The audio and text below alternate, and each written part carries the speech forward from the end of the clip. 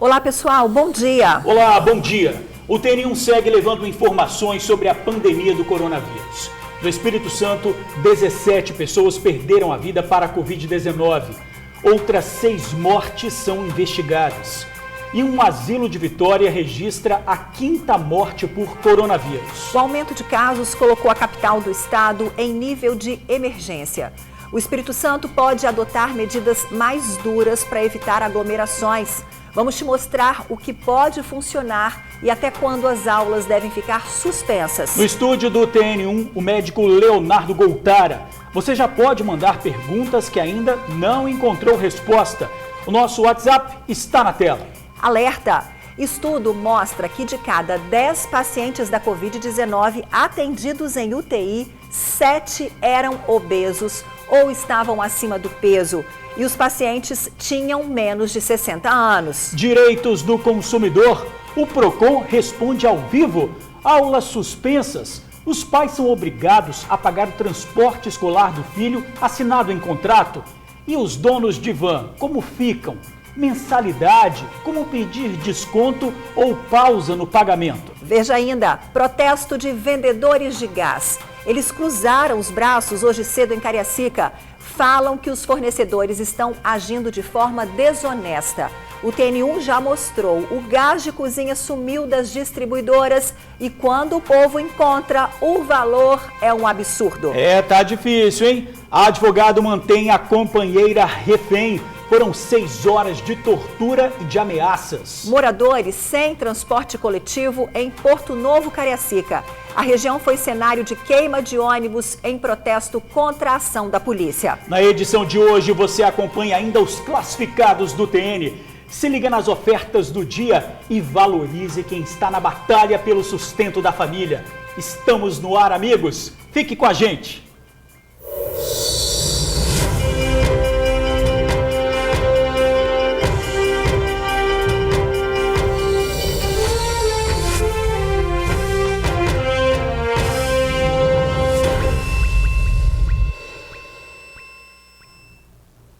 O governo do estado estuda a liberação de lojas em horários especiais. Durante a coletiva, Renato Casagrande também falou sobre o desvio de 50 mil testes de Covid-19. A gente não vê, mas ele está circulando por aí e está circulando por aqui. Quando os testes para coronavírus começaram a ser feitos aqui no Espírito Santo, para cada 11 testes, um paciente era diagnosticado com a doença. Hoje, terça-feira, para cada 3 testes, um paciente é diagnosticado. Este aumento comprova uma realidade, que o vírus está circulando por aí, por aqui e em tudo quanto é lugar. Esta informação e outras foram apresentadas pelo governador Renato Casagrande em entrevista coletiva concedida aos jornalistas de forma online no final desta segunda-feira. Sobre os testes, o governador disse que o número de casos positivados no estado poderia ser ainda maior. É que 50 mil testes que viriam para o Espírito Santo foram desviados. A gente não sabe de quem foi a responsabilidade ainda, mas nós compramos 50 mil testes, tá certo? Que vinham da China, testes sendo embarcados para vir para o Espírito Santo, que ia chegar agora no domingo ontem, até anunciei isso, e a carga foi desviada. Nós tivemos que fazer de novo, pedir ao fornecedor que ele disse que mandaria, ele disse que foi uma força maior, a gente não conseguiu entender o que aconteceu, mas veja como está a disputa por testes, veja como está a disputa por respiradores, os equipamentos que são mais demandados, equipamentos no caso do respirador, são muito demandados hoje, e isso é uma preocupação maior nossa hoje. Outro questionamento, respiradores. Hoje, o Espírito Santo tem um respirador para 2.700 habitantes. Para o governador, isso não é suficiente. Não é suficiente ainda, tá? Tanto é que nós estamos abrindo até julho mais de 400 leitos. Nós temos respiradores para uma parte desses leitos e não temos respiradores para todos os outros leitos que nós vamos abrir. Ainda sobre respiradores, Casagrande disse que o governo está se mexendo para preservar vidas. É preciso que a gente compre mais, nós estamos comprando, buscando onde tem, não está fácil encontrar. Eu espero que os hospitais privados também estejam comprando respiradores, porque é necessário que a gente amplie o número de respiradores no estado do Espírito Santo. Nossa realidade é melhor do que a grande maioria dos estados, mas ainda é insuficiente perante aos problemas que nós poderemos enfrentar nos próximos dias. Vocês estão vendo, assim, só no primeira semana de abril, o número de pessoas internadas no principal hospital nosso, que é o Jaime Santos Neves, é a mesma quantidade de todo o mês de março, né, pessoas com coronavírus. Existe uma pressão sobre a reabertura do comércio, principalmente aqui na região metropolitana. Casagrande explicou que o governo estuda uma forma de flexibilizar o funcionamento do comércio. Assim, nós, mais do que ninguém, queremos o comércio aberto. Tanto é que hoje fizemos uma reunião com uma comissão do governo, com algumas entidades empresariais.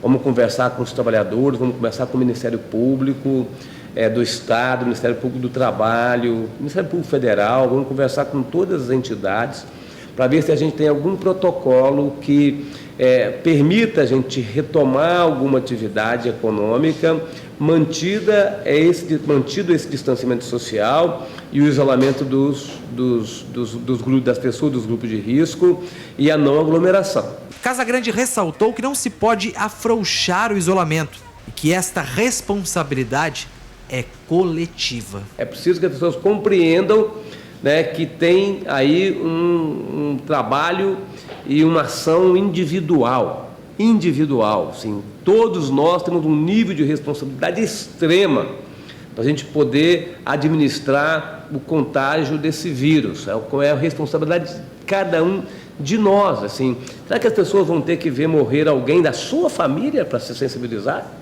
Morrer um vizinho seu para se sensibilizar? Então, assim, a morte assusta. O medo pode ser, neste momento, né, o único alerta que a pessoa tem. Olha, como a gente viu aí, carga de testes de exames, 50 mil exames do coronavírus desviados do Espírito Santo, 17 mortes pela Covid-19.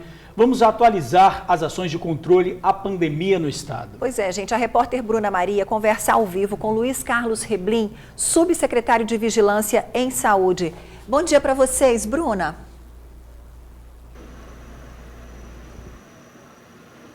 Oi, Ingrid, bom dia para você, para o Jorge, para todo mundo que acompanha a gente. A gente traz agora esses dados atualizados do último boletim divulgado pela Secretaria de Saúde. São 463 pacientes confirmados com a Covid-19 aqui no estado. 75 estão internados, destes 48 estão em UTIs.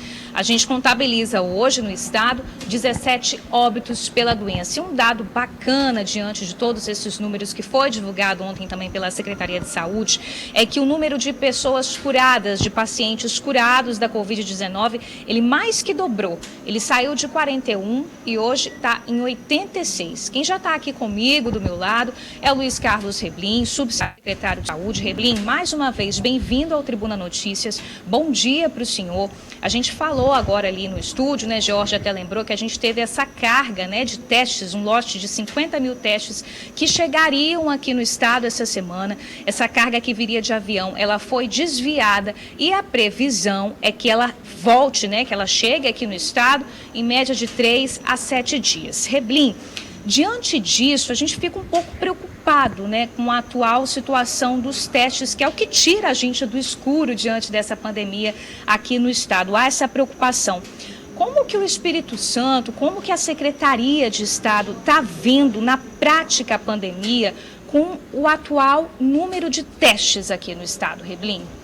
Então, bom dia, né? De fato, essa situação mundial de desvio de material, desvio de respiradores, ela é muito preocupante e ela nos coloca em risco quando ocorre uma situação como essa, né, de que todas as providências por parte aqui do governo do estado adotadas e alguém desvia esse material a caminho.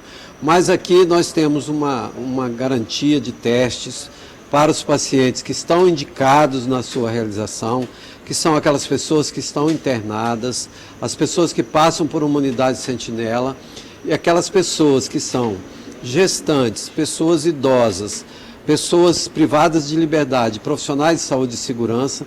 Quando tem sintoma, elas também passam pelo teste. Então nós temos hoje disponíveis cerca de 16 mil testes aqui, que são suficientes para fazer a testagem nesse grupo.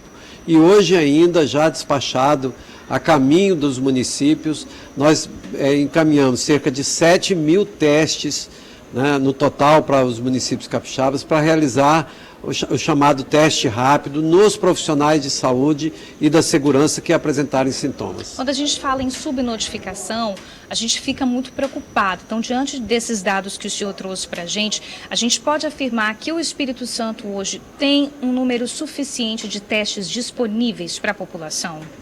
Os testes, eu volto a dizer, estão disponíveis para os grupos que o Ministério da Saúde nos indica, que são aquelas pessoas internadas, portanto, estão graves para o Covid, e aquelas pessoas que são dos seguintes grupos: os idosos, as gestantes, os profissionais de saúde, profissionais de segurança e as pessoas privadas de liberdade quando têm sintomas. Essas pessoas, quando forem a um serviço de saúde e serão avaliadas, então, é que tem indicação para a realização dos exames. E para este grupo nós temos a garantia e a existência aqui em estoque, como eu disse hoje, 16 mil testes para realizar nesses grupos prioritários. Rebelin, como é que está a capacidade do nosso LACEN, que é o Laboratório Central? A gente se fala da necessidade de testar as pessoas, né, os pacientes que estão com sintomas, daqui a pouco, quem sabe, a gente consegue testar também os que estão sem sintomas, mas é preciso processar. Esses testes, eles precisam ter resultado. Hoje o nosso Laboratório Central tem capacidade de processar todos esses testes que estão previstos para estarem disponíveis aqui no estado? Hoje o LACEN, ele funciona 24 horas, todos os dias da semana. Ele já tem capacidade de atingir 400 exames dia e pode chegar, havendo necessidade, em função do aumento do número de casos, a 1.200 exames por dia. Perfeito. Agora, ontem na coletiva, o governador Renato Casagrande, ele demonstrou uma preocupação muito grande com os pacientes que estão internados em leitos da UTI. A previsão é que em julho o número de leitos disponíveis chegue aí a 400. A gente sabe que até o fim dessa semana, até da semana que vem, o número de casos confirmados pode ser acima de 1.000. 400 leitos até julho é um número que a gente pode considerar suficiente? A Secretaria de Saúde iniciou seu planejamento de leitos até há mais de 2 meses passados, junto com os hospitais de referência, e fez essa programação para a gente chegar aí no limite da pandemia a 450 leitos de UTI. Além disso, a ampliação de outros hospitais, como o Hospital Estadual, que é de São Torquato, hospital em Cachoeiro, hospital em São Mateus, em Colatina, elevam ainda mais os leitos de enfermarias, que são aqueles leitos que dão retaguarda aos pacientes que saem da UTI. Então, o planejamento previsto é um planejamento muito seguro e, como a gente vem dizendo, havendo a necessidade ainda de toda essa possibilidade de leitos, a gente poderá implantar, se for necessário, um hospital de campanha. Perfeito. Obrigada, Rebelin, pelos seus esclarecimentos, pela participação mais uma vez aqui no Tribuna Notícias, primeira edição. Eu devolvo a vocês aí do estúdio. Pela sua participação e ao Rebelin também. Obrigada. Valeu, Bruna. E olha, de cada 10 capixabas, apenas 4 estão respeitando o isolamento social. O levantamento foi feito usando dados de celulares. Pois é, o número preocupa os especialistas em saúde, que reafirmam: o melhor remédio ainda é ficar em casa. O movimento está em todo lugar. Pessoas caminhando a pé, andando de bicicleta, muitos carros nas ruas. No terminal de Vila Velha, o movimento também estava maior do que nos últimos dias. Os ônibus estão muito lotados, muito cheios mesmo. Poucas pessoas respeitavam a distância na fila, determinada pelas marcações no chão. e algumas estavam de máscara. Tentando se proteger de qualquer forma, né? Estudos apontam que até a última quarta-feira, o índice de isolamento social do capixaba caiu drasticamente, de 73% para 47%. Esse número é bem abaixo do que o recomendado e, de acordo com profissionais da saúde, isso pode impactar e muito no cenário da pandemia nos próximos dias. Quanto mais se circula, mais provável é a transmissão. A gente chegou a 430 casos, provavelmente chegaremos a 600 na sexta-feira, 800 provavelmente na próxima segunda e 1.200 na sexta-feira da próxima semana.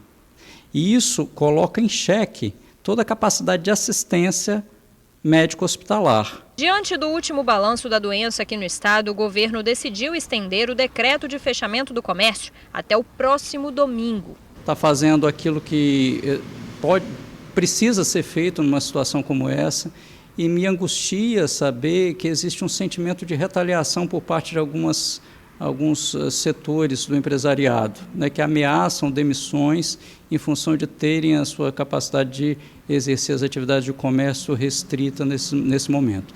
Esse momento, na minha maneira de entender, não é um momento de se propor demissões. É momento dos empresários procurarem a negociação com seus funcionários, que eles vão precisar do emprego, e numa retomada da economia mais para frente, o empresariado também vai precisar dessa mão de obra. A preocupação é de que as pessoas se conscientizem sobre os riscos da circulação nesse momento. O inimigo é invisível, mas pode aparecer onde menos esperamos, inclusive dentro das nossas casas. Vai ser uma experiência muito ruim se você tiver um membro da sua família precisando de assistência médica por conta do coronavírus, você lembrar que a sua circulação pode ter sido um elemento determinante nessa infecção e que ele pode demandar de assistência médica hospitalar e não conseguir por esgotamento da nossa capacidade de atenção. Sobre a lotação nos coletivos, a Ceturb disse que monitora o sistema Transcol e que tem feito ajustes nos horários para evitar aglomerações. Hoje aqui no estúdio, mais uma vez, o médico geriatra Leonardo Goltara. O doutor Leonardo esteve aqui com a gente há 20 dias. Doutor, de lá para cá, muita coisa mudou, o senhor trabalha diretamente aí na UTI, né? Seja bem-vindo novamente, né? Boa tarde aí para o senhor. Eu queria fazer uma pergunta, a primeira pergunta é o seguinte: como equacionar tudo isso? A gente está aí, né, já vendo um aumento dos números, mas a gente sabe, acabou de ver que desviaram 50 mil testes. A gente não está fazendo testes. Esses números, eles vêm subindo muito devagar. Na avaliação do senhor, há uma subnotificação, ou seja, esses números que hoje a gente vê, apesar deles estarem subindo, não mostra a realidade que a gente vive? Olha, eu não tenho dúvida nenhuma em afirmar, boa tarde, eu não tenho dúvida nenhuma em afirmar que há uma enorme subnotificação.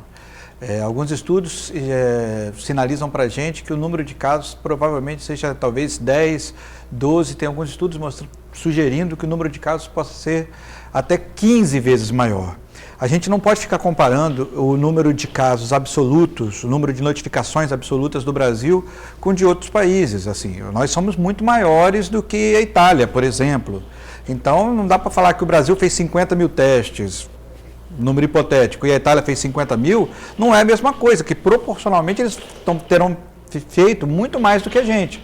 Em número de testes por milhão de habitantes, para cada 1 milhão de habitantes, quantos testes o Brasil faz? Se a gente for comparar isso, a gente está fazendo muito pouco teste. A gente está atravessando essa epidemia às cegas, praticamente. As autoridades estão se esforçando para fazer mais testes, mas a gente precisa aumentar muito isso. E testar. Esse é o único caminho para a gente sair deste isolamento social, que nem quarentena é. Pois é, na falta desse teste, o que está acontecendo na prática nos hospitais? O que o senhor está vendo que está acontecendo e que demonstra que essa pandemia ela está meio que fora de controle, está saindo do controle? Está acontecendo duas coisas. Primeiro, o número de casos está aumentando. A gente tem uma epidemia factual de coronavírus, está aumentando o número de casos, vários colegas médicos já infectados, colegas de enfermagem, profissionais de saúde e população em geral. E a outra coisa que está aumentando, em face dessa ausência do número de testes, é uma epidemia de medo, de pânico. As pessoas agora qualquer microsintoma, aquela rinite alérgica que você já tem há 3 anos, 5 anos, 10 anos que te acompanha, as pessoas agora estão com medo de ser coronavírus e com razão, porque a ausência do teste gera a incerteza, e a incerteza gera o medo.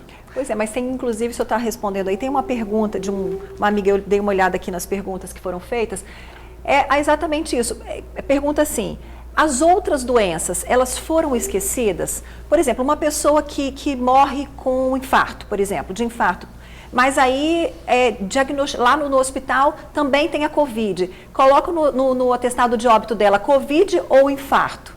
Isso é uma dúvida de telespectador. A orientação formal sobre atestado de óbito, as outras doenças não deixaram de existir. E, inclusive, esse também é um problema de saúde. A gente tem que tomar conta de toda a epidemia de Covid e continuar cuidando dos infartos, dos AVCs, dos derrames, das pneumonias, de tudo que sempre existiu.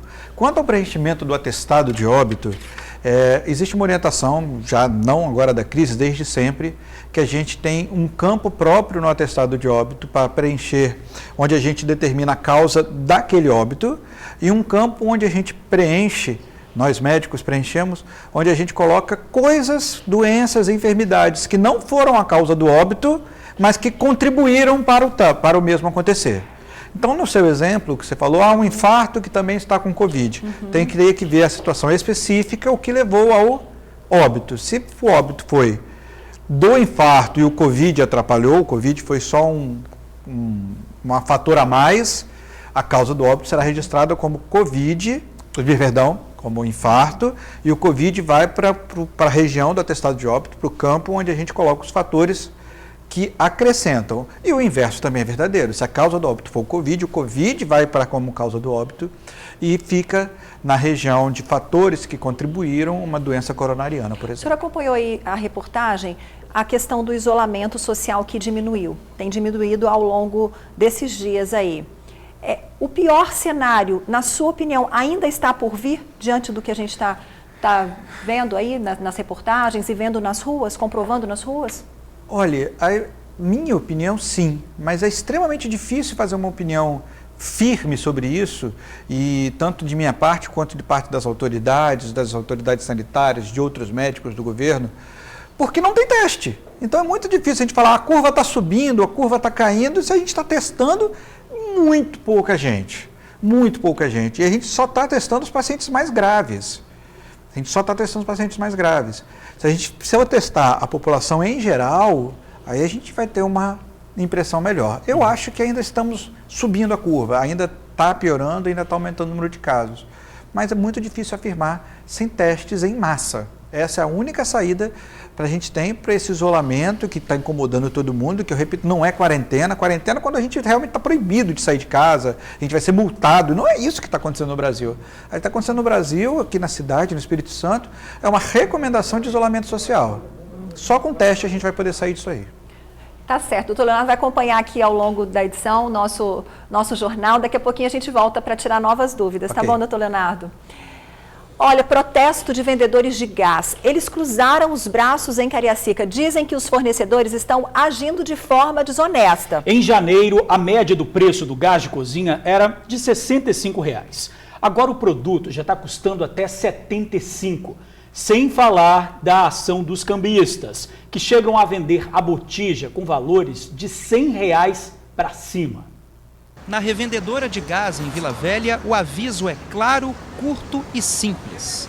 Não temos gás. No bairro Universal, em Viana, fila gigante na porta de uma revendedora. População ansiosa para comprar gás de cozinha. Aí, galera, fila do gás aí, ó. Defesa Civil aí para fechar a Natalinha.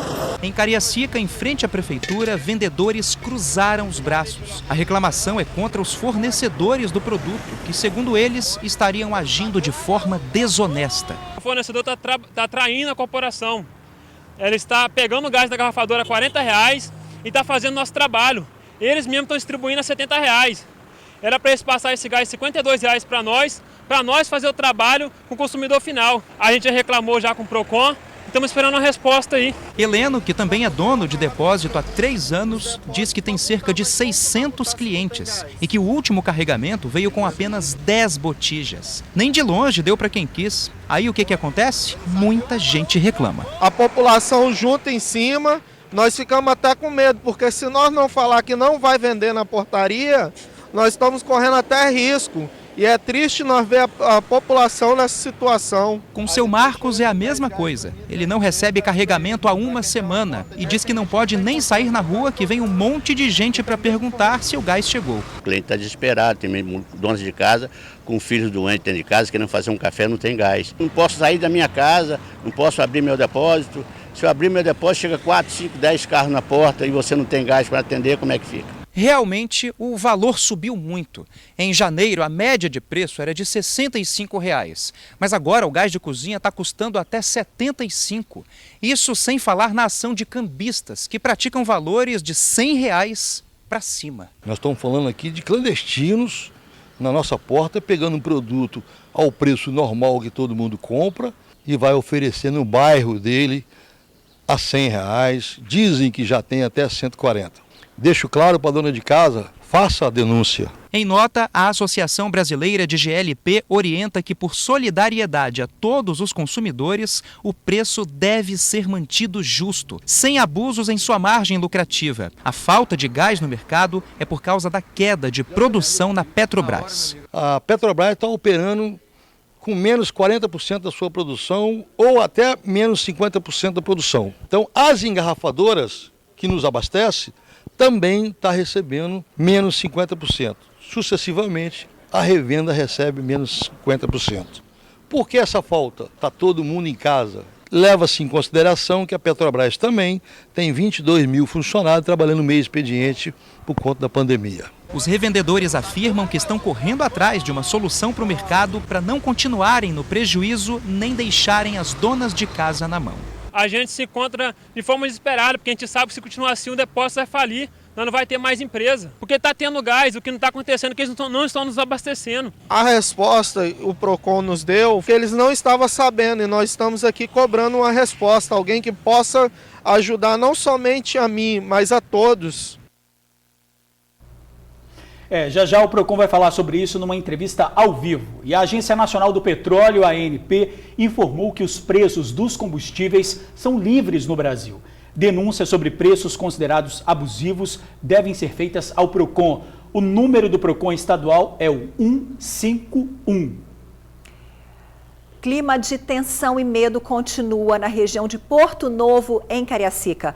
Pela manhã, motoristas de ônibus não entravam no bairro. Os moradores estão assustados depois que um ônibus do Transcol e um caminhão foram incendiados na manhã de ontem.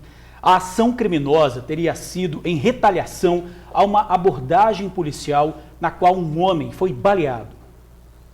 A movimentação de ônibus durante a manhã foi intensa na região de Porto de Santana, em Cariacica. Porém, os motoristas não estavam subindo para Porto Novo e outros bairros. Ao chegarem na pracinha, eles davam meia volta e retornavam pela mesma avenida. Atitude causada pelo medo da violência. Um ônibus do Transcol foi incendiado no fim da manhã desta segunda-feira no bairro Porto Novo. O fogo deixou os moradores super assustados. Nesse vídeo é possível ver uma explosão. O ônibus era da linha 708 e fazia o trajeto até o terminal de Itacibá. Na hora da ação criminosa, somente o motorista e o cobrador estavam no coletivo. Eles não ficaram feridos. Os moradores filmaram toda a ação da polícia no bairro.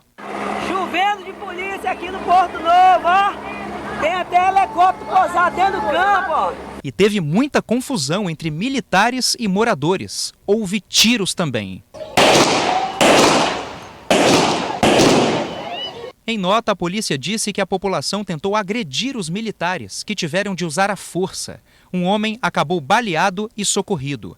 A situação continuou tensa na região. Até o helicóptero do Nota Air foi acionado em apoio.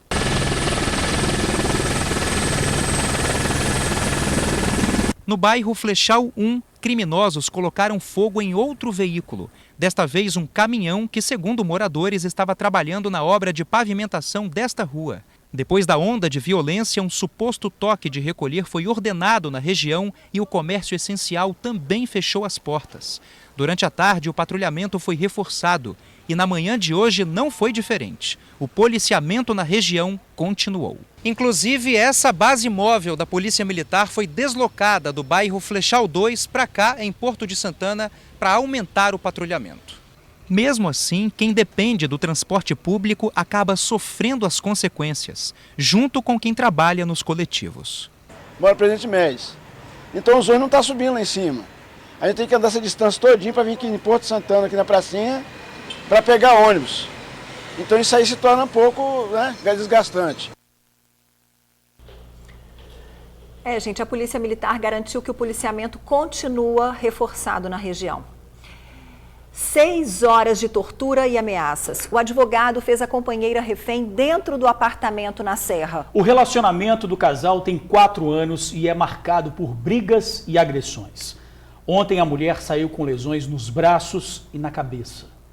O fato aconteceu num condomínio do bairro Castelândia, na Serra. Teria começado com uma briga de casal por volta das 6h30 da tarde de segunda-feira e evoluiu para um sequestro com cárcere privado, que precisou da interferência dos negociadores da Companhia de Missões Especiais da Polícia Militar, a CIMESP. Dentro do apartamento, um advogado de 47 anos ameaçava com uma faca a companheira, uma dona de casa de 24. Foram mais de 6 horas de negociação com a Polícia Militar, até que por volta das 2 horas da madrugada de terça-feira, o advogado de 47 anos se rendeu. Veio para o plantão especializado da mulher, enquanto a companheira, com lesões nos braços e cabeça, foi levada para o Hospital Estadual de Urgência e Emergência em Vitória. Na delegacia, o advogado iria prestar depoimentos sobre a ocorrência. No plantão especializado da mulher, encontramos com o advogado do agressor, a ex-esposa dele e também o filho.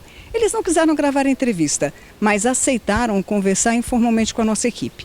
O advogado explicou que o relacionamento do agressor com a atual companheira tem pelo menos 4 anos e teria sempre sido marcado com brigas, com bastante confusão. Enfim, um relacionamento bem tumultuado. O advogado estava bastante alterado dentro da delegacia, falava alto e parecia estar brigando com alguém. A vítima, a dona de casa de 24 anos, teve alta do Hospital de Urgência e Emergência ainda pela manhã e foi para o plantão da mulher. Mas não quis dar entrevista sobre o caso. Os dois aguardavam para prestar depoimento.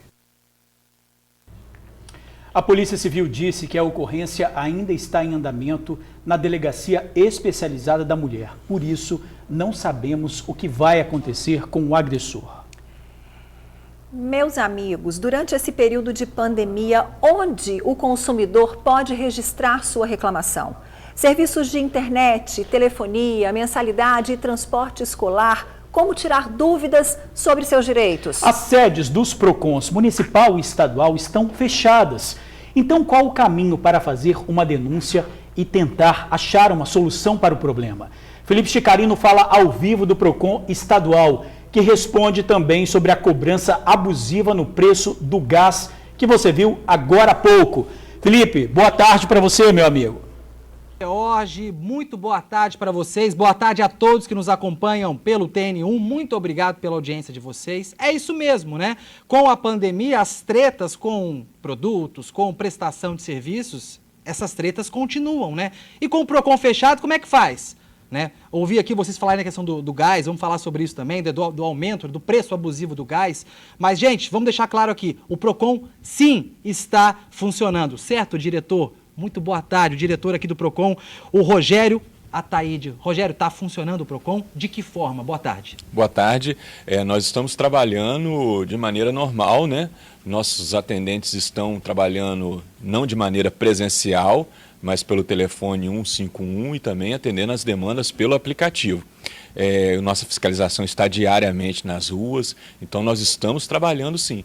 Tanto que nós, nesse último mês, nós tivemos mais de 1.600 reclamações, denúncias formalizadas. Então nós estamos aí atendendo não somente a população da Grande Vitória, mas de todo o estado do Espírito Santo. Então, só reforçando o que o diretor acabou de falar para a gente, nos últimos 30 dias foram 1.653 reclamações, né, relacionadas à pandemia e relacionadas principalmente a preços abusivos. de álcool em gel, de máscara e também de alimentos. Dentro dos alimentos destacam-se aí o óleo, o feijão, o leite. E a gente viu aqui agora há pouco na reportagem, diretor, que os vendedores de gás, né, os revendedores de gás, responsabilizam, né, que estão comprando esse gás muito caro das revendedoras, né, das distribuidoras, melhor dizendo.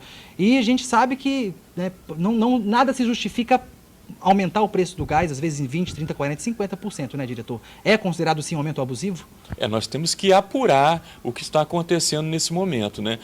Nos causa, inclusive, estranheza, né, esses representantes falar que estão comprando com preço maior das distribuidoras, porque nós vimos, inclusive, o governo federal, a Petrobras, né, comprando uma grande quantidade para não faltar nesse período de pandemia. Então, nós temos que investigarmos, sabermos o motivo que isso efetivamente está acontecendo. Se efetivamente comprou numa margem e está com uma margem acima daquela vendida anterior à crise, considera-se sim uma abusividade nos preços. E como o diretor falou, o PROCON continua funcionando. Vou pedir para o Bruno dar uma passeada aqui com a câmera, a gente vê as meninas aqui, deixa eu ver se tem meninos também. Meninas, as meninas estão trabalhando, respeitando, né, esse distanciamento, e elas estão trabalhando, né, o pessoal aqui, a galera aqui está trabalhando em regime de rodízio, porque não é exagero dizer que é o serviço essencial, o PROCON, né, diretor? Não é exagero, né? Sim, principalmente aquilo que nós falamos, né, nossa fiscalização está na rua, como você falou, nós tivemos um enfrentamento muito grande com o problema do álcool em gel, que inclusive nós estamos vendo que está começando a ter uma normalidade, né? Um serviço essencial, um serviço que está demandando muito, os consumidores estão nos procurando de maneira pelos canais alternativos, né? Pelo telefone e pelo aplicativo. Ok, e eu estava complementando aqui meu raciocínio, ou seja, está rolando um rodízio, né? Ou seja, o pessoal que está aqui hoje, daqui a uns dias não estará mais, é porque, imagina se contamina todo mundo, né? Para o PROCON. Então, é até para respeitar mesmo essa segurança, né? Para o trabalho poder continuar, né, diretor? Sim, essa equipe que está aqui hoje, amanhã vai ser uma outra equipe.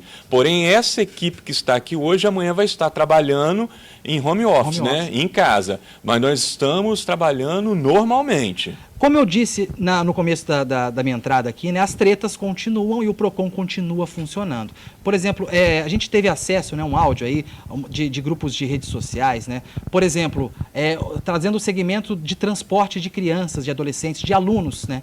Não está tendo aula, as escolas estão fechadas, então esse serviço acaba não acontecendo. Só que quem paga pelo serviço quer parar de pagar. E quem recebe não quer deixar de receber. Né? Vamos ouvir esse áudio aí, daqui a pouco eu coloco o responsável do PROCON na discussão aqui. Vamos ouvir esse áudio, por gentileza? Infelizmente, nesses tempos dessa epidemia aí, ninguém quer atender a gente. Nem PROCON, nem Receita Federal, nem Faça Fácil. Ninguém. Eu mesmo fui roubado, levaram a minha moto 15 dias, consegui fazer mal o BO. E não tem como eu tirar a segunda via dos documentos, porque está tudo parado. Quer dizer, eu só vou poder tirar documento daqui 1 mês, 40 dias, 2 meses, e olha lá.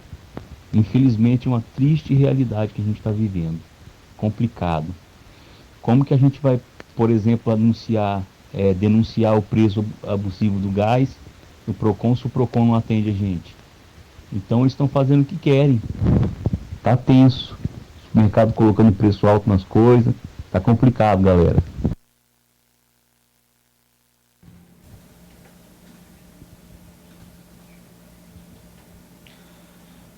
Pois é, né, Ingrid e Georgia, vou colocar aqui mais uma vez o Rogério na discussão. Rogério, a gente viu aí, né, que não é só esse caso, tem outros casos, a gente tem recebido essas demandas, né? Como é que fecha a conta, né? Porque quem está pagando pelo serviço não quer continuar pagando porque o serviço não acontece mais. Só que quem recebe pelo serviço está passando um perrengue danado. Como equacionar isso? Como que o PROCON pode ajudar nisso, ou mesmo vai depender da consciência de cada um? Nós estamos vivendo um momento difícil. Eu falo que nós temos que buscar o diálogo. A maioria desses prestadores de serviço, eles não têm um contrato formal firmado entre as partes. Mas isso não significa que existe responsabilidade de ambas as partes. Eles devem procurar esses prestadores de serviço e perguntar o que eles podem oferecer. Eles podem, no período das férias, oferecer esse desconto para continuar recebendo o serviço, eles podem dar um desconto, eles podem oferecer um outro serviço de alguma maneira. É preciso negociar, porque efetivamente você contrata um serviço e não está recebendo esse serviço. Por outro lado, as pessoas falam que eles precisam continuar a viver e precisa daquele serviço que foi contratado. Mas, a princípio, tem que dialogar, as partes têm que efetivamente entrarem num acordo. Muito obrigado, Rogério, pelas informações, e a gente continua aí, qualquer novidade também, pode passar para a gente que a gente vai divulgar com o maior prazer. Muito Estamos obrigado. à disposição. Boa tarde. É isso então, antes de entregar para vocês aí, eu só quero passar os telefones do PROCON. Tá com treta no PROCON, quer resolver, quer fazer uma denúncia? Vocês têm as seguintes opções. Primeira delas, o telefone 151. Ah, mas eu tô ligando, tá dando ocupado. Então vou passar outros três telefones para vocês. O 3332-4603, o 3381-6236, o 3332-2011. Além disso, outros 2 caminhos digitais, que pode ser pelo aplicativo do PROCON. O nome é PROCON ES, só tem disponível no sistema Android, então você digita lá PROCON ES, por esse aplicativo você pode fazer a sua denúncia, e também pelo site, que é o procon.es.gov.br, procon.es.gov.br.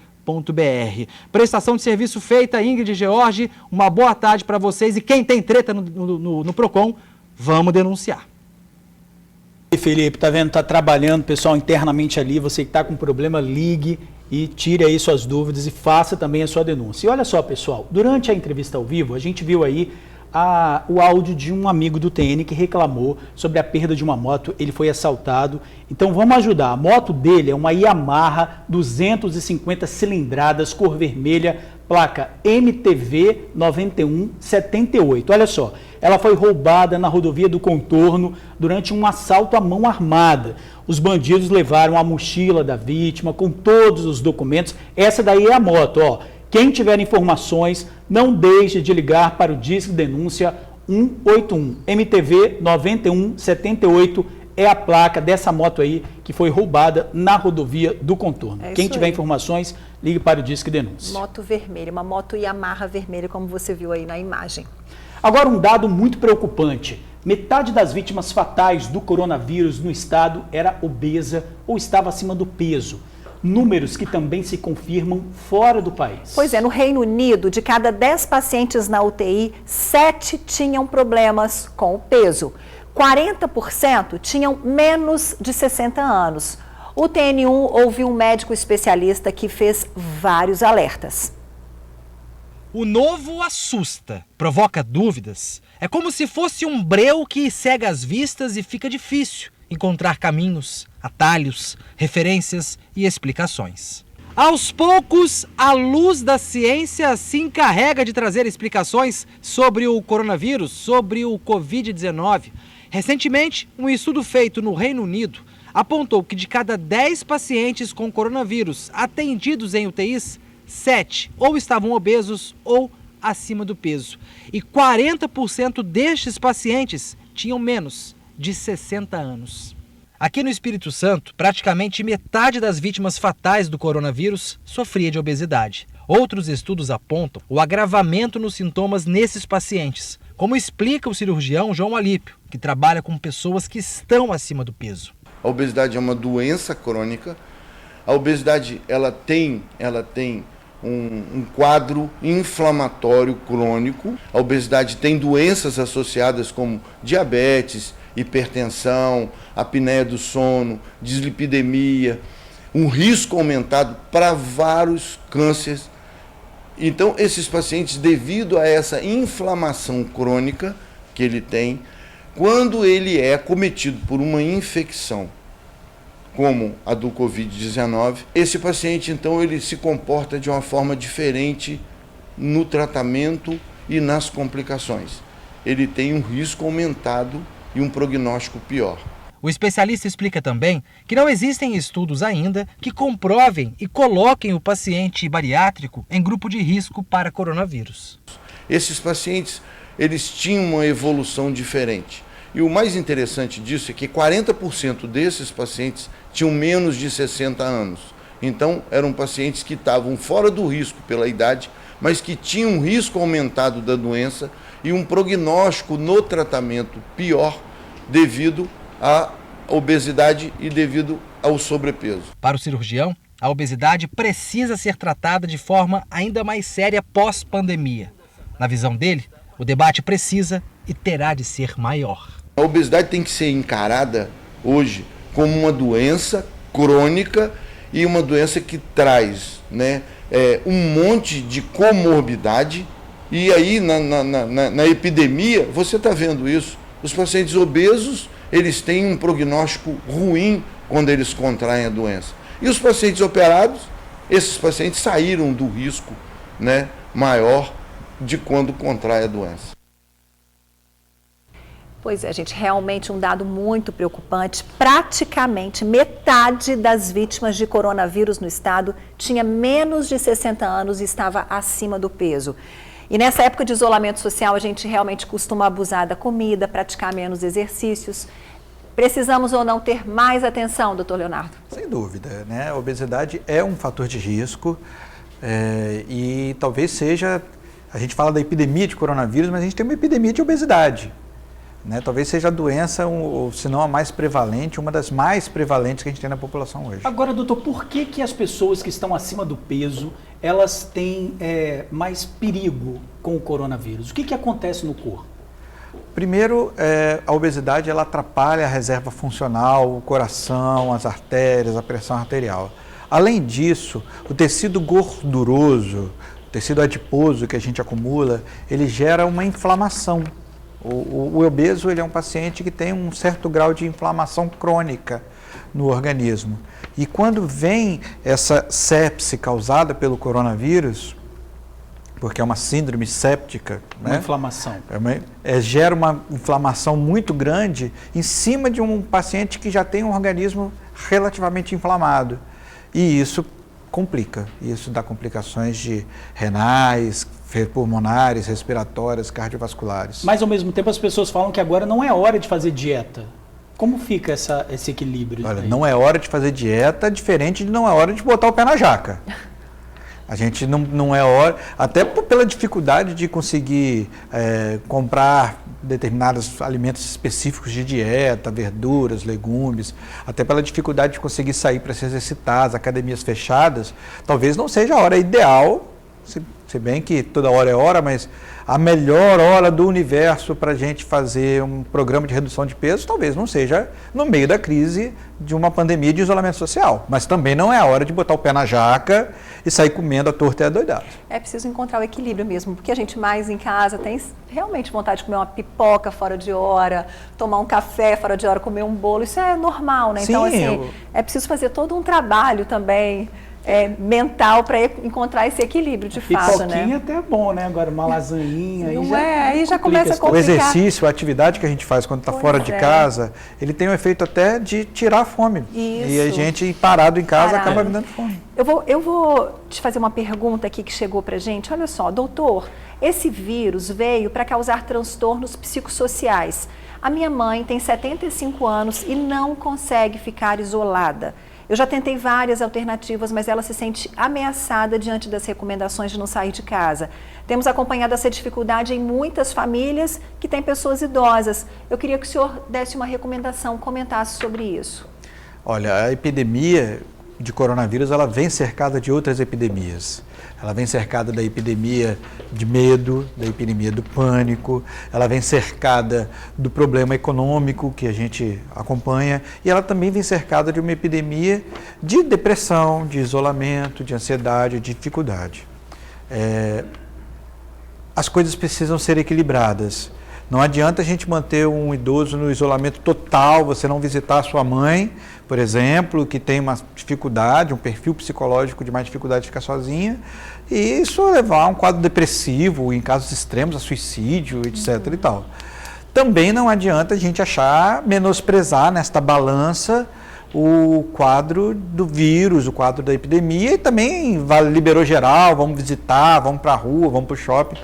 Há que se ter um equilíbrio. Neste equilíbrio, ferramentas virtuais podem ajudar, como videoconferências, telefonemas, mas em casos extremos, visite o familiar, está sentindo que o seu familiar está deprimido, não está conseguindo, está num extremo quadro psicológico, mental que não está dando conta, vá visitar, chega lá, toma um banho, troca de roupa, passa álcool gel, vá visitar somente se você estiver bem de saúde.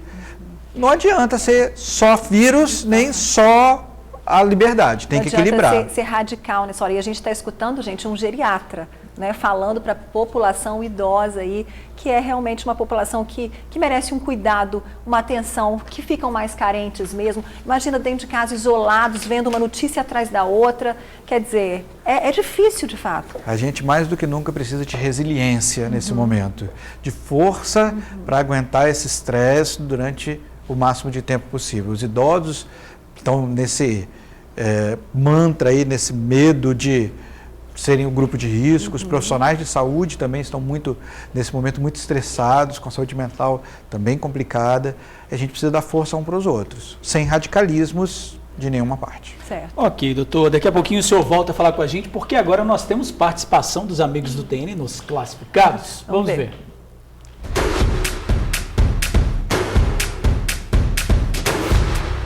Alô, boa tarde, galera. Vamos aproveitar. Eu tenho tapetes aqui, puxa sacola, eu tenho porta-papel, eu tenho essa flor linda aqui, e eu tenho esse outro tapete aqui. Eu tenho esse daqui que serve para colocar no centro da mesa, que maravilhosa, lindo. Vamos encomendar. Meu nome é Euzi, meu número é 99-505-3050. Obrigada, tchau, tchau, beijo, fique em casa. Aqueles paninhos da cozinha bonitinho, né? Que coloca ali no fogão, coloca em cima do fogão, no liquidificador, tudo bonitinho. Tudo coloridinho. Bem mineirinho igual você. E ela tem um astral, né? Tem uma energia maravilhosa. Vamos falar o telefone dela, Jorge? 99505-3050. 99505-3050. Lembrando, pessoal, que você pode mandar os seus classificados. Você que faz alguma coisa em uma comida, você que faz um trabalho artesanal e quer vender, e é de graça, ó, classificados de graça aqui no TN, Ingrid. Como faz para mandar o vídeo? 997922530, 997922530 é o número do nosso WhatsApp. Você manda seu vídeo segurando de preferência o celular na horizontal para o seu vídeo ficar bem fofo, tá bom? A gente está esperando. E o TN volta já já com novas ofertas dos classificados. Vamos mostrar como é a rotina de quem está trabalhando em home office, quando o escritório da empresa vai para dentro de casa. E o doutor Leonardo Goltara continua tirando dúvidas sobre o coronavírus. A gente já volta. Nesse período de quarentena, muitos profissionais têm trabalhado de casa. E nesse ambiente familiar é preciso conciliar trabalho com atenção às crianças, cuidados com a casa. E olha, não é fácil, né? Mas é possível. Na reportagem de Bruna Maria, dicas de como equilibrar home office, filhos e trabalho doméstico. O César é professor universitário, está trabalhando de casa na quarentena. Estamos aqui em casa, né? Trabalhando em home office. Estou aqui preparando aula para os alunos, postando exercícios, tarefas. Uma vez por semana eu dou aula online para eles. E também ajudo minha esposa na limpeza da casa, né, na cozinha, lavando louça, fazendo almoço, lavando roupa. Estamos aí dividindo as tarefas domésticas. Não tem jeito, o home office às vezes precisa dividir espaço com outras tarefas. Daí o jeito é se adaptar. Tem que ajudar a filha com os estudos, colocar ração para os gatos e, claro, dar aquela mãozinha na louça para a esposa. Com todo mundo em casa, conciliar esses afazeres domésticos nem sempre é tarefa fácil. A Cíntia, que é fisioterapeuta, está tendo que dar conta de um monte de coisa. Ela também dá aulas online, mas sempre rola aquela pausa para ajudar os dois filhos, Davi e Lucas, nas tarefas da escola. Assim tem sido nossa rotina aqui em casa, né? Conciliando as atividades da casa junto com as atividades profissionais, aulas online, gerenciamento das atividades dos filhos na escola. Mostra um pouquinho os seus livros. O que você estuda nessa escola? Isso. Aham. Isso. O que é isso? Vai falando para o público. Portuguesa, Aham. inglês, artes. Além dos afazeres domésticos, também tem que brincar com os meninos. Nos preparamos todos os dias para não deixar, como se diz, a peteca cair. Não é nada fácil, mas é possível. Estabeleça sempre a sua mesma rotina, levante no seu mesmo horário, organize as tarefas de casa e vamos vencer. O diálogo e a colaboração de todos são fundamentais para que a família passe por esse período de quarentena unida. Estabelecer os horários e dividir as tarefas para que ninguém fique sobrecarregado também são excelentes dicas. É o que explica essa psicóloga. Em geral, as pessoas estavam acostumadas a outra formatação. Então, o pai levava na escola, a mãe fazia tal coisa, outra divisão, que não compunha essa realidade de estar o dia todo em casa. Então, é preciso que, a partir do diálogo, de uma comunicação efetiva, se chegue e se vá aproximando aí a algo que de fato dê certo. Levando em conta, claro, alguns pontos importantes na hora da colocação das regras ali de cada um. Qual é a carga horária de cada um? Muitas escolas, por exemplo, estão dando aulas também, né, por videoconferência, estão passando atividades. Então é possível naquele momento seu filho estar ali pertinho de você, assistindo a aula dele, ou é um trabalho que exige uma maior concentração? Como a gente pode dividir? Isso vai ser a partir do diálogo. Para os casais que têm filhos, é bom buscar atividades para entreter as crianças nesse período, mas também é importante dividir as tarefas de casa com elas. A partir dos 3 anos de idade, já dá para ir inserindo as crianças em atividades básicas, por exemplo, ajudar a colocar uma mesa, pegar roupas e colocar num cesto, guardar os brinquedos. A partir do treino, a partir da comunicação, de fato, as coisas vão se tornando mais prazerosas. É aproveitar o momento para organizar a rotina e participar mais das atividades com os filhos. Isso também inclui momentos de lazer. Não é fácil, é sim um desafio diário, mas com paciência e boa vontade a gente consegue se sair bem até tudo isso passar, né, gente?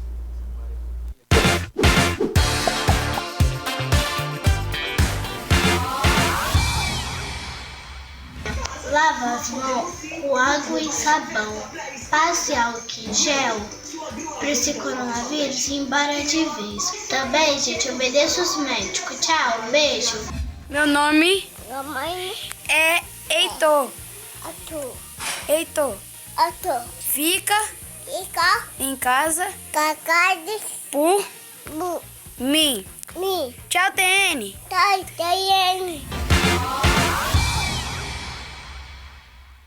Só de ter esse nome já é um fofo, né? Um beijo aí pro meu sobrinho, o Heitor. Você tem o Heitor da família, né? Agora o Heitor já mais grandinho também, que tá lá em casa também. Gente, que garotinho mais fofo, que delícia de bebê. Bom, vamos voltar aqui a falar com o doutor Leonardo Goltara. Vamos. Doutor Leonardo, uma pergunta aqui.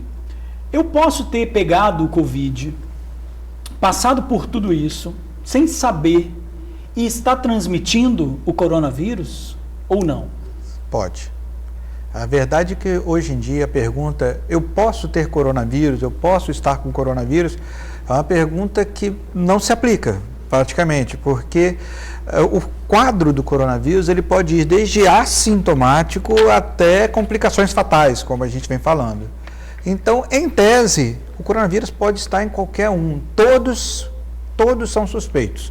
O que a gente tem feito nos hospitais, nas triagens, nos consultórios, aqueles que estão funcionando, é graduar o grau de suspeita. Olha, você tem uma suspeita muito baixa de coronavírus, ou quase que nula, ou tem uma suspeita muito forte, e para essas suspeitas mais fortes a gente parte para fazer o exame. Agora, poder ter, todo mundo pode, inclusive nós agora. Ai, meu Deus. Misericórdia. Olha, diante de tantas notícias ruins, a Bruna, durante o ao vivo dela logo mais cedo, ela falou dos pacientes curados aqui no Espírito Santo, de 41 para 86, quer dizer, então o senhor que acompanha aí a rotina na UTI, quer dizer, tem muita gente também se curando desse vírus. Na verdade, a maioria se cura. Na verdade, os pacientes evoluem bem. O problema é que a minoria que não se cura, que evolui mal, que complica, ainda assim é um número muito grande. Quando a gente fala que é 1% de complicação, se a gente falar que é 1% de 4 milhões de habitantes aqui no Espírito Santo, vai dar 40 mil pessoas se eu não estiver fazendo uma conta errada de cabeça aqui agora. 40 mil pessoas, gente, é como se a gente enchesse o Kleber Andrade 2 vezes de cadáveres. É um número absurdo de gente. Eu tenho uma curiosidade de saber como é que é a evolução desse paciente na UTI, o senhor que está na UTI, por exemplo. A gente vê, né, escuta casos assim, a pessoa vai para a UTI, fica 10, 12 dias e depois morre. Como é que é essa evolução? Tudo, tenta-se de tudo, respirador, como é que é? Não dá conta? Normalmente, o paciente vai para a UTI aos primeiros sintomas de maior gravidade. Ele não vai já nas últimas. Inclusive, a recomendação é que não vá, que vá precocemente para a gente ter tempo de intervir. Eu costumo comparar o momento de ir para a UTI com abrir um paraquedas. Você abrir o paraquedas faltando 1 metro para chegar no chão, não vai adiantar de nada. Ir para a UTI no último minuto de vida não vai adiantar de nada. Você tem que ir um pouco antes, abrir o paraquedas um pouco antes. Nessa fase, o paciente costuma receber medidas de fisioterapia, de posicionamento no leito. Ele vai receber oxigênio quando a oxigenação dele estiver baixa. E também vai receber medicamentos que não são exatamente para o coronavírus, porque não tem nenhum medicamento comprovado para o coronavírus, mas ele vai receber medicamentos que ajudem ele a lidar com outras enfermidades que costumam vir junto com o coronavírus. Há risco de ser influenza, a gripe comum, há risco de ser uma pneumonia comum. Então, para a influenza a gente tem remédio, para a pneumonia comum a gente tem remédio. Então, a gente vai tratar com isso tudo. Se ainda assim isso tudo não funcionar, a gente tem a opção de colocar esse paciente para usar um ventilador artificial, que ele ajuda a ventilar os pulmões, a entregar o oxigênio lá dentro. Por quê? O coronavírus ele mata por quê, doutor? Ele mata por quê? É multifatorial. A gente sabe que essa é uma doença com apresentação heterogênea. Alguns pacientes de coronavírus, de coronavirose, de Covid, morrem por dificuldade de oxigenar. Outros vão morrer por dificuldade de liberar o gás carbônico, outros vão morrer ainda por problemas cardiovasculares, porque isso gera, como eu falei anteriormente, isso gera uma inflamação que pode gerar um quadro de choque, que é quando a pressão do paciente abaixa muito. A paciente vai ficar com a pressão muito baixa. O pulmão, o coração, o vírus coração. Ataca isso? Antigamente as pessoas usavam o termo sepsemia. Hoje a gente não fala mais de sepsemia, a gente fala em sepse. Tinha uma impressão, as pessoas, um dito popular, um conhecimento popular, que sepse era uma infecção generalizada. Na verdade, sepse, em termos mais ou menos leigos, a gente pode dizer que é uma manifestação generalizada de uma doença infecciosa. Então, e o coronavírus dá uma sepse, uma sepse pelo vírus. Então, é uma manifestação em todos os órgãos, coração, pulmão, rim, cérebro, todos os órgãos, intestino, todos os órgãos são afetados por essa sepse do vírus. Dependendo do paciente, isso pode levar a óbito pelo órgão que estiver mais afetado, pelo pulmão, pelo coração, pela parte renal. O mais comum são problemas realmente pulmonares e cardíacos. E esse paciente que está na UTI e é curado na UTI, como é que ele tem que ir para um outro quarto ou ele já pode ir imediatamente para casa? Normalmente, da mesma forma que a gente não fica 100% grave de uma hora para outra, né? Você vai piorando com a passar das horas, dos dias. A melhora também não é um belo dia, deu o 14º dia da doença, agora estou curado. Estava péssimo e agora estou ótimo, posso ir para casa. Existe o caminho de volta, onde o paciente vem melhorando aos poucos. O mais natural, e isso inclusive é uma preocupação que a gente tem, é que o paciente passe da fase, quando ele se recupera, da fase ruim para uma fase de sintomas moderados, médios, onde ele possa ficar num quarto comum de hospital, numa enfermaria. E essa é uma preocupação da quantidade de leitos de enfermaria que a gente tem. Eu ia perguntar exatamente isso, se o senhor aí que acompanha o dia a dia nas UTIs, se o Estado está preparado para ter esse quarto de retaguarda.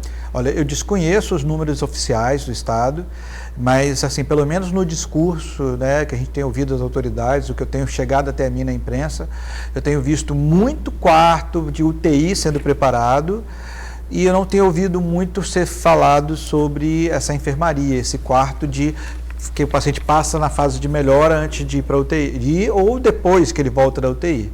Então, assim, eu desconheço a informação oficial, mas é um esquema de pirâmide. Então, assim, para cada um leito de UTI, você vai precisar ter 4, 5 leitos de enfermaria como retaguarda nessa fase de deshospitalização do paciente. Tá certo. Daqui a pouquinho a gente volta a conversar com o senhor. Hoje é terça-feira, 14 de abril. Vamos conferir juntos o que é destaque no jornal A Tribuna. Governo estuda a liberação de lojas em horários especiais. Na foto principal, espera de 5 dias para comprar gás por até R$ 140. Autorizado acordo entre empresa e empregado para reduzir salário. Coronavírus já matou 5 idosos em casa de repouso em Vitória. Cuidados redobrados em salões de beleza. E ainda destaque no Jornal A Tribuna desta terça-feira. No AT2, do terror para o mundo de Poliana. Mensagem de esperança durante isolamento. E vacinação em bebês a partir de quinta-feira.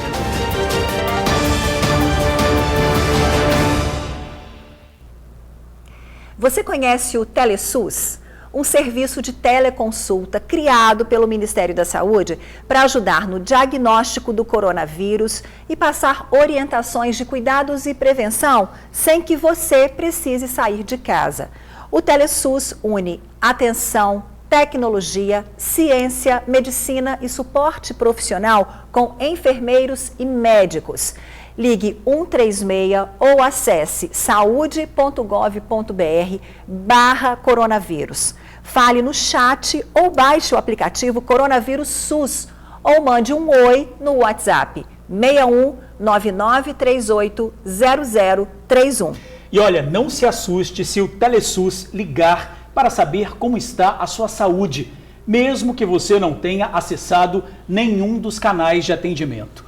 O Ministério da Saúde quer saber como você está. O TeleSUS é mais um passo para cuidar da sua saúde e combater o coronavírus. Mas você precisa fazer a sua parte.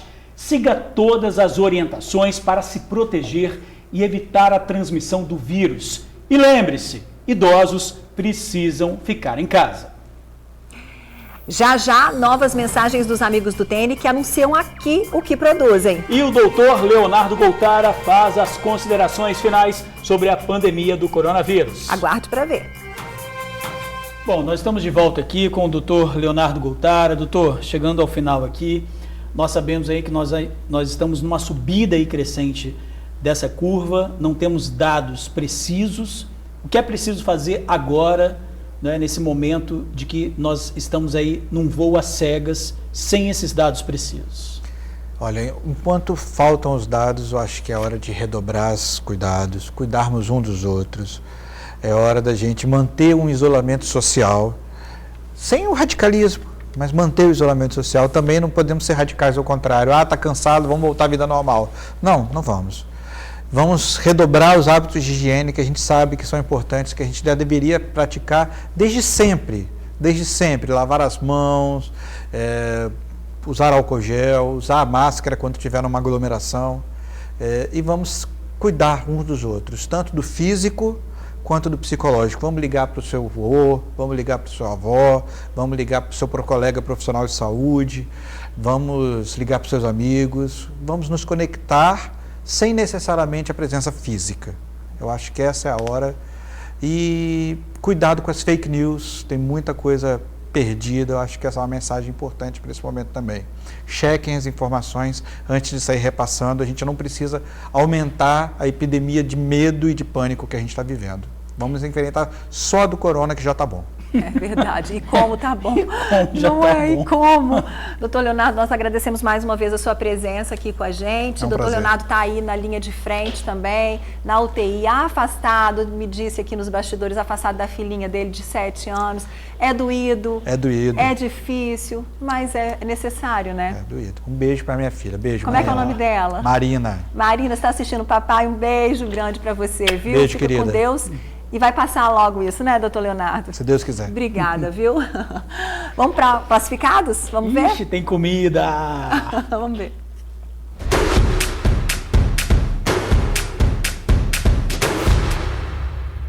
Olá, meu nome é Patrícia. Eu vim aqui divulgar o meu trabalho para vocês.